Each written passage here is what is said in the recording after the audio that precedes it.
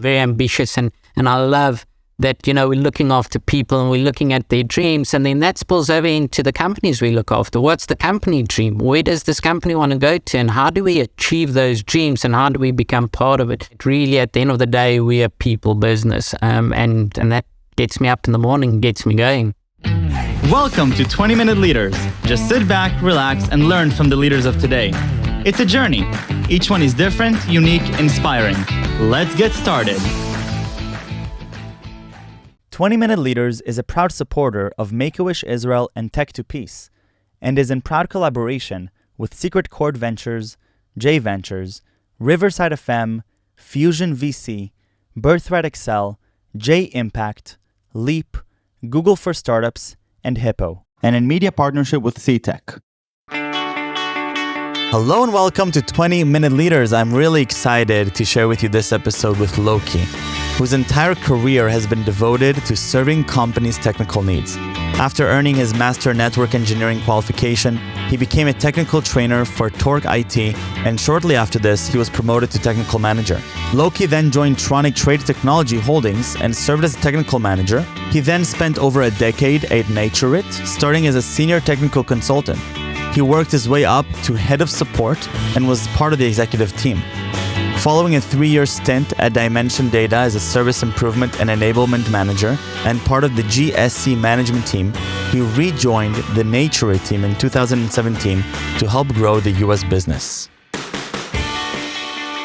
Phenomenal. Really, really happy to have you here talking about some things that you truly are excited about and passionate about, and seem to have a really fascinating career and journey developing both in the technical sphere and also on a leadership level.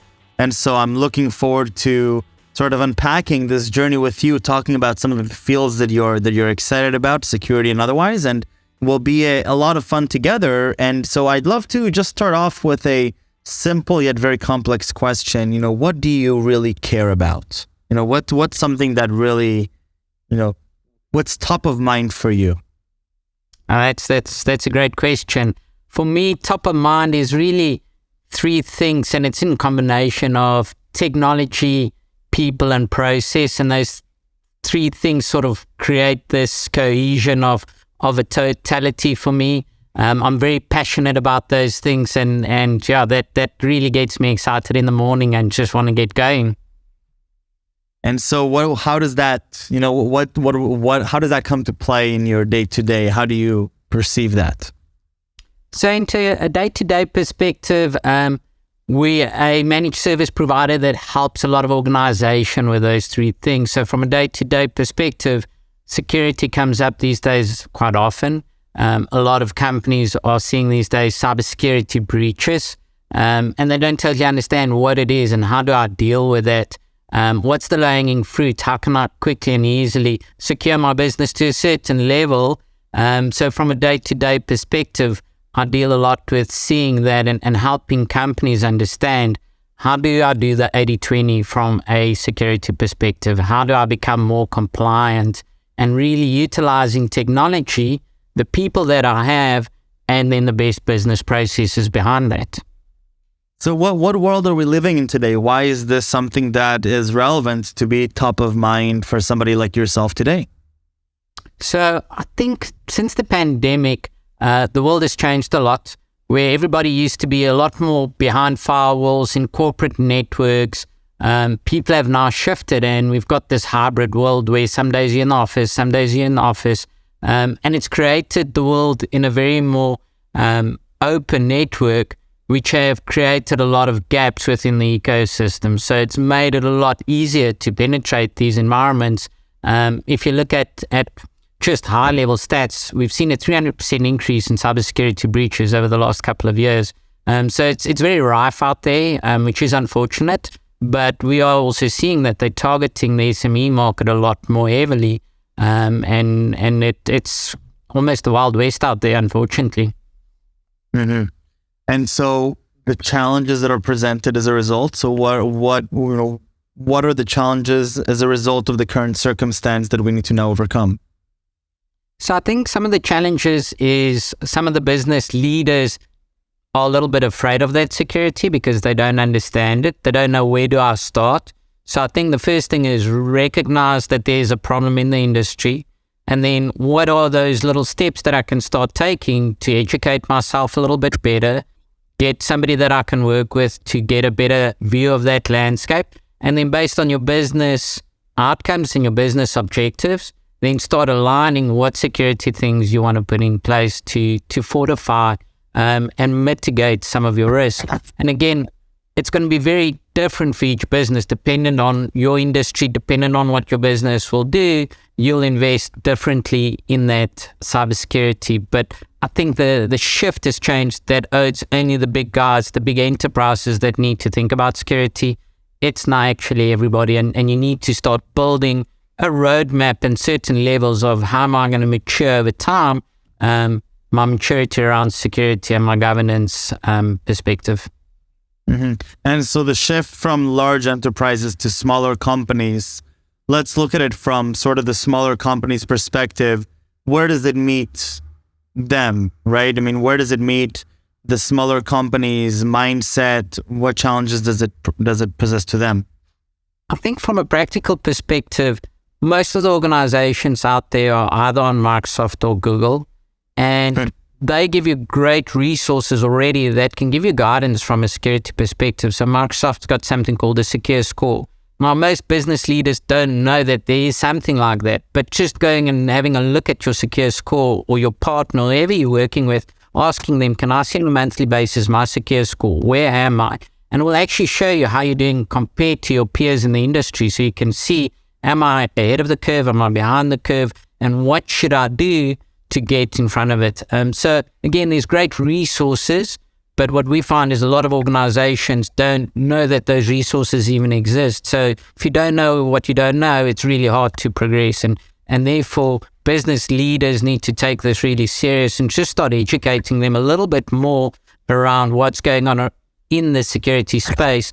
Because a simple example, if you look at your car, when you park your car in the parking lot, you know you're going to arm the car, you're going to press the button, the car's locked, and you know you have some sort of security. Same with our businesses. We need to start having some of these alarms in place.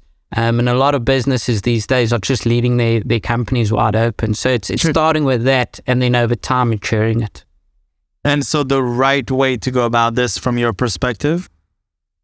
So right way, I would say, first and foremost, is the business leaders to say, we are going to take security, really take the mindset from a security perspective and say, we're going to take it serious. It's not just my data, but it's my client's data. And how do I educate myself? How do I get to know where am I today and put a peg in the ground to say, what do we have in place? And if you don't know that, get somebody that you can work with. Either you need to bring that resource internally. That's normally a little bit harder for the smaller SME businesses. For the bigger businesses, that's a potential route. The other route is get a consultant, get a partner, somebody that understands the space, and just say, give me an assessment, tell me where I am today. So you don't even have to do a full engagement, but just get a view of where you are. And based on that, you can make an educated business decision.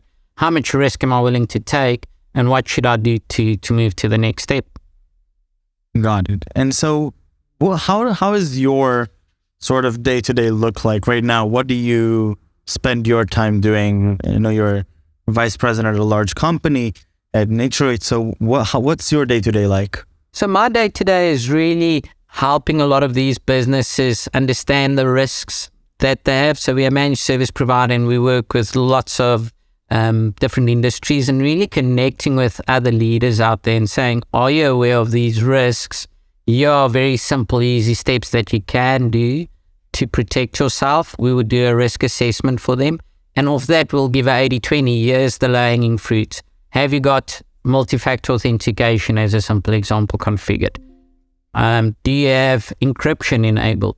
And again, depending on what the business is doing, it would dictate how far do we go down the security stack. Because unfortunately, the more secure you become, the less the return. So for a bank, they'll have a lot more security and process governance in place versus somebody that's in construction. But having said that, if you're in construction, you still want security, because you might be dealing with somebody and you're building a home for them, for instance. If you get attacked or phished, and your account is breached, your client, you might not have a financial problem, but your client might get then breached through a phishing attack, and they pay the money into a wrong account, and now your client has lost a lot of money, and how it looks on your business is terrible. So maybe they didn't go after you as a business, but your customer might be very wealthy and a high net worth individual, and they then get the breached, and that really doesn't bode well for your business and your brand and your equity within the market. So it's not always just your business. You need to think about your clients, and you have high net worth clients, because that's the people that they're going to be after. And if you're looking at trends and we're extrapolating on sort of where we're headed, how do you see that? If we're looking at where we are, because it sounds like the discussions that we're having now, I'd love to hear your opinion on when did they really become relevant? Sort of when did we really say, okay, now this is when something that is worthy of us having a podcast conversation about, and where are we headed from here with them? I would say the last 4 years has exponentially gotten worse and worse. The pandemic really kicked it off and made it a lot worse than before. But for me, what was staggering is 1 out of 3 where we do these assessments, we find an active breach in the environment. So we're seeing also that these guys that's doing the breaches are just lying dormant, and they'll be there in your system for 6 months, a year. Wow. They wait for that $1 million deal that's going to go through, and that's when they attack. So it's just rife out there, and it's very unfortunate. And basically these hackers today, that's their day job. They've got 500 accounts that they're just monitoring the whole day.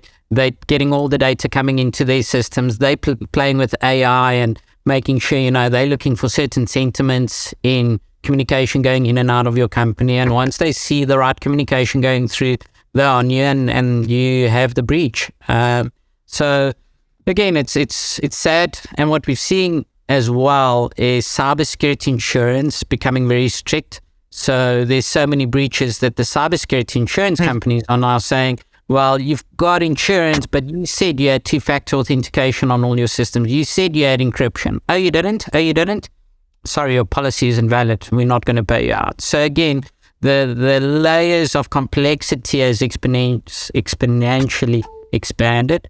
So it's an interesting world out there.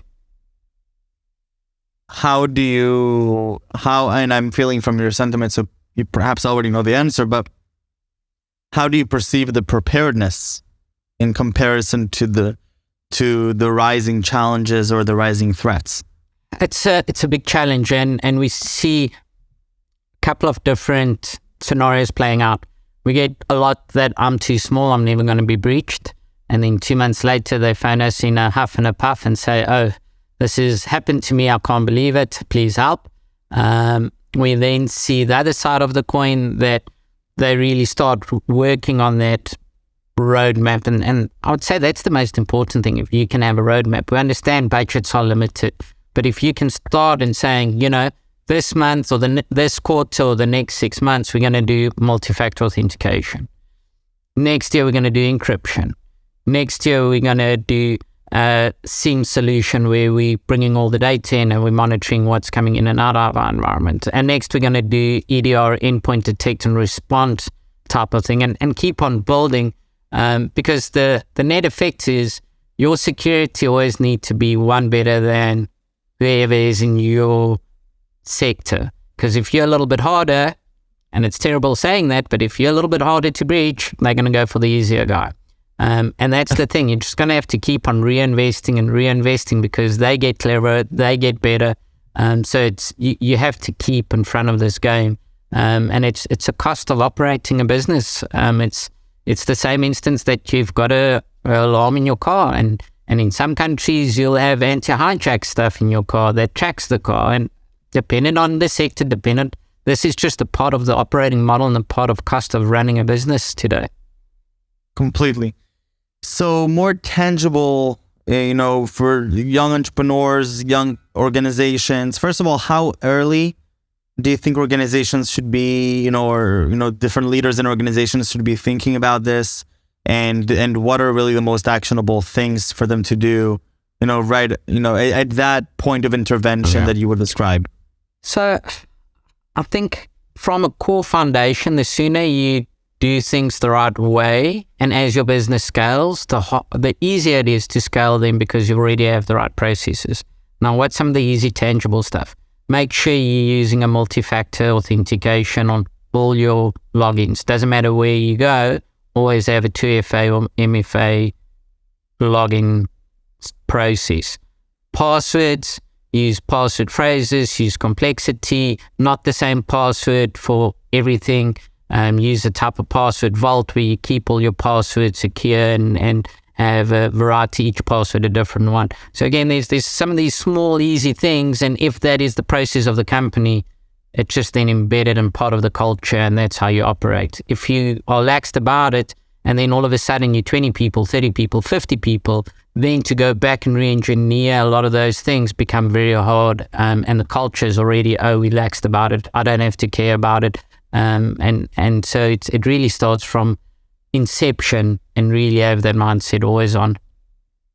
Yeah, I think that's I mean, all those steps sound definitely necessary, and I'm curious how would you describe the intervention levels of the sort of the executive management of companies at different stages, in terms of not just being proactive with the safeguarding of vaults and secrets and the sort of the password-like environment, but how proactive should executive leaders be in different growth stages in working with perhaps even organizations that could, be of aid beyond what, we could proactively do ourselves? So the biggest part in breaches is the end user.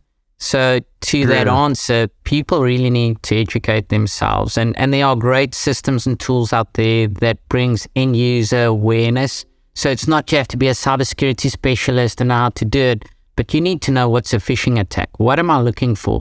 It's going to have the display name. It's going to look like the CEO is asking me to buy 50 Apple gift cards for some client. Go and have a look deeper. Where's that thing coming from? Is it really that email address or not? As a simple example. So really end user awareness, I feel, is a big part that a lot of companies are lacking. And again, there's great tools that will give you a full module, and you can check, are people taking the training? Are they passing the training? And then even as far as it can run simulation attacks within the environment. So it can do a phishing attack into the environment, and it will show you who's then taken the bait, and you can go back and do more training. And again, it's not to go back to those users and really be hard on them, but it's to say we've got a problem here, we need to be more aware of it and work with them on an education path to make them more aware of these things. So transitioning a little bit to you, I asked you in the beginning, what do you care about? An evolution of that is sort of, why do you do what you do? Why are you doing this? Why are you so interested about this? And, why is this such a big part of your life? So it's a great question. I've been in technology since the 80s. I know I don't look that old, but I had my first computer as a kid. It was a ZX Spectrum, ran off tape drives. So for me, big passion about technology. I love just tools and toys and all the gadgets. As you can see, my small little TV behind me. I've got a little toy here that can do all kinds of funky things for me on the screen and bring up all kinds of things. So for me, technology, I'm very passionate about technology and love that. And then the other side for me is people. I love people. I played professional ice hockey for South Africa, and it's a team sport. It's all about people. And within people, there's that process part, being part of a team. How do we get the best out of the team? So for me, that's just why I'm really passionate about those things. It's just close to my heart. And so how does the team experience come into play with your line of work today? I think our team is, we've got something called the Dreams Program, and our course is supporting the dreams of the doers. So although we're a technology organization, we're all about people and their dreams and what are they trying to achieve in life. So for me, I'm very ambitious and I love that, we're looking after people and we're looking at their dreams, and then that spills over into the companies we look after. What's the company dream? Where does this company want to go to? And how do we achieve those dreams, and how do we become part of it? Because what we found is if people are happy and engaged, it just spills over in everything. If you're engaged in your own life, you're engaged in our clients, you're engaged in our business, and And it really, at the end of the day, we're a people business. And that gets me up in the morning, gets me going. I love it. Louwki, I really want to thank you for the time and the energy and the insights. I mean, it sounds like what you're describing here is something that, it's something that it's very convenient to not think about until you have to deal with it. And then once you deal with it, you're kicking yourself in the leg saying, okay, where was I, right? And it sounds like a lot of these things that require some activeness, both from the leadership perspective, but also from an educational perspective, not just from your employees, but also from the users, and to understand the complexities here and this arms race and the challenges that are presented. And so I want to thank you for coming here and sharing with me your insights and your observations and your excitement and passion. And I thank you very, very much. Thanks, Michael. It's been great being part of the show, and thanks for having me. Thank you. Thank you very, very much.